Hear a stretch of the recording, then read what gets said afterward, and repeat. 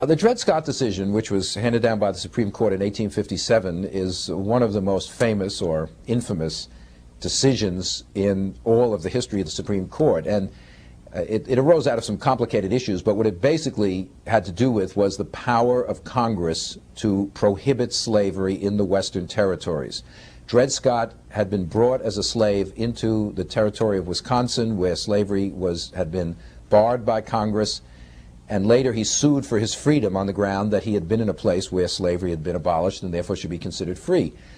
And this goes all the way up through various courts, and the Supreme Court eventually rules, no, Dred Scott's not free because two reasons. One, Congress does not have the right to prohibit slavery in the territories, and this basically declares the Republican Party unconstitutional.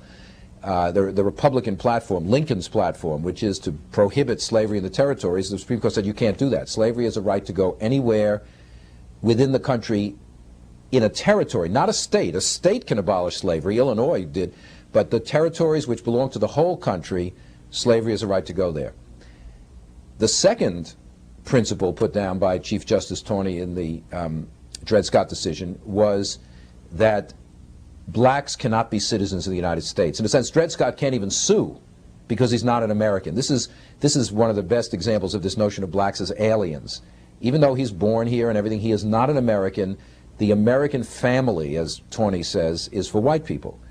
And in the most famous sentence in that decision, he says, a black man has no rights which a white man is bound to respect. Now, he's not saying blacks can be killed with impunity. What he's saying is, legally speaking, they are not part of the body politic. They are not part of the we the people that created the Constitution, and therefore they're just outside of the system. So they don't have any rights under the Constitution because the Constitution is for white people.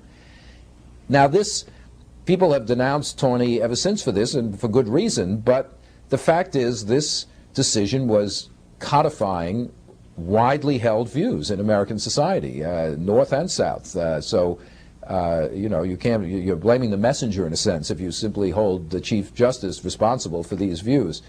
But it's certainly the position that Congress could not stop the westward spread of slavery discredited the Supreme Court in the eyes of large numbers of Northerners, including Lincoln. Lincoln is denouncing them after this and saying, Lincoln, who is a law-abiding guy, says we don't have to recognize this decision. We're going to ignore it. It's a bad decision. And when the Republicans get in, we are not going to abide by the Dred Scott decision. So it shows you how far the sectional dispute has gotten, that a guy like Lincoln will say the ruling of the Supreme Court can just be ignored because it's so, wrong-headed.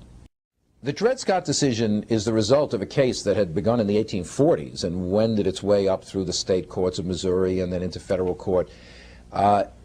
It comes to its climax in the winter of 1856 to 57, in that interim where James Buchanan of Pennsylvania has been elected president, but doesn't actually take office until March 4th. At that time was when the president's inaugurated. Somewhat irregularly, one might say, Buchanan, as president-elect, is in touch with one of the members of the Supreme Court, Greer of Pennsylvania, about what's going on in the court's deliberations. And it becomes clear that there's a 5-4 majority on the court in favor of the Southern position, that is, that slavery cannot be prohibited from going into the territories. But Buchanan realizes that a 5-4 decision, 5 Southerners versus 4 Northerners, is not going to have any legitimacy at all in the North. And he basically twists the arm of Greer from Pennsylvania to go along with the majority. So in the end, you get a 6-3 decision, ultimately, with this one Northerner on the side. And Buchanan thinks this is going to solve the slavery issue. He's coming into office a few days after he's inaugurated. The decision is handed down, and he says, okay, the Supreme Court has decided, and this will settle the slavery issue, which the issue of the westward expansion of slavery had been roiling politics since the 1840s. The Kansas-Nebraska Act of 1854, which opened the Kansas area to the possible expansion of slavery, had disrupted the political system completely and brought Lincoln and others back into political life. The decision is meant to eliminate basically the Republican Party, but it also poses a big problem for Stephen Douglas, the leading Democrat, because Douglas's position was popular sovereignty. That is to say, the people, the residents of a territory, have a right to decide for themselves if they want slavery or not. Well, Southerners immediately say, now wait a minute, if the Supreme Court says slavery must go into every territory, how can the people of a territory keep it out? They have no more right to deprive us of that ability to take slaves there than Congress does. And so how can there be popular sovereignty? In the Lincoln-Douglas debates, Lincoln asks Douglas this famous Freeport question at Freeport, Illinois. Specifically, he says, in accordance with the Dred Scott decision, can a territory legally keep slavery out of it? He's trying to widen the breach in the Democratic Party between Southern Democrats and Northern Democrats like Douglas, who still want to maintain a position that the territories can keep slavery out if they want. Douglas says, yes, they can, not by passing a law prohibiting slavery, because the Supreme Court has said they can't do that, but by simply refusing to give protection to slavery. Slavery needs a whole edifice of legal and police protection. If you refuse to give it protection, it can't go in. So therefore, the territory has the ability to keep it out, even with the Dred Scott decision in place. Well, of course, Southerners say, well, that's no good. How can a territory deprive us of our right? And that leads the South to move to its next position, which is Congress must protect slavery in the territory. If a territorial legislature refuses to protect slavery, then Congress has to go in there and protect it. So that means what they call a congressional slave code.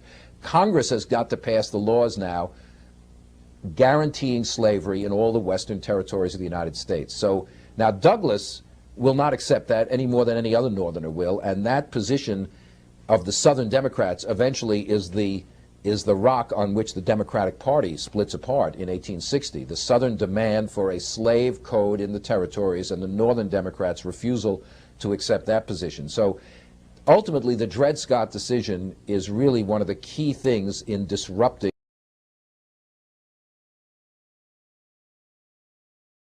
Most African Americans were bitterly opposed to the idea of colonization. In fact, some people date the beginning of the abolitionist movement not from William Lloyd Garrison's publication of the newspaper The Liberator in 1831, which some people say, but actually in 1817.